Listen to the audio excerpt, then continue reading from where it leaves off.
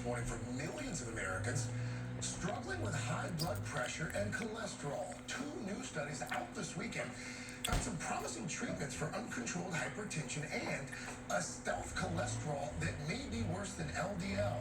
NBC News medical contributor Dr. Natalie Azar here in the studio to break it all down. So let's start with this high blood pressure and this new drug. What can you tell us about this? A really interesting couple pair of studies from this past weekend. So the first one, yes, is a medicine that was tested in individuals who had uncontrolled hypertension, which means that they had a blood pressure of 130 over 80 or higher on background medication. The way this medicine works, there is no other medicine on the market that currently does this. It actually targets the hormone that's responsible for retaining salt and water. So if you block that hormone, you're blocking that salt and water retention. That lowers blood pressure. In the study, they found that after 12 weeks, individuals who got the medication, their systolic, that's the top number, blood pressure went down by 8 points. That might not sound like a lot, but experts say that'll get you out of stroke and heart attack zone. Wow. Half of Americans have high blood pressure. Only about a quarter of them are well controlled. So this is a much needed tool in the toolbox. Okay, and now speaking of another tool in the toolbox, this has to do with the cholesterol, and it targets a particular type of cholesterol. Yeah, this one,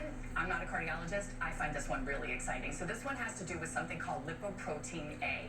This is a genetically determined risk factor for heart disease that right now is not picked up on your routine screening panel, your triglycerides, LDL, etc.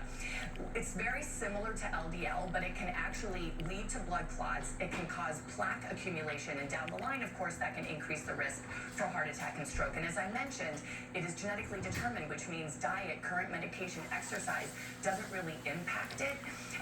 And millions of people are affected by this. So the next part of the study, they're going to determine whether or not using this medication actually results in a decrease in events.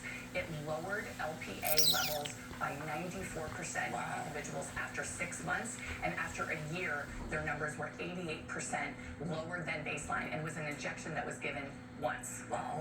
Isn't that neat? No wonder you're excited. I am excited. We love science. Thank you, Natalie. Some sad news from Hollywood.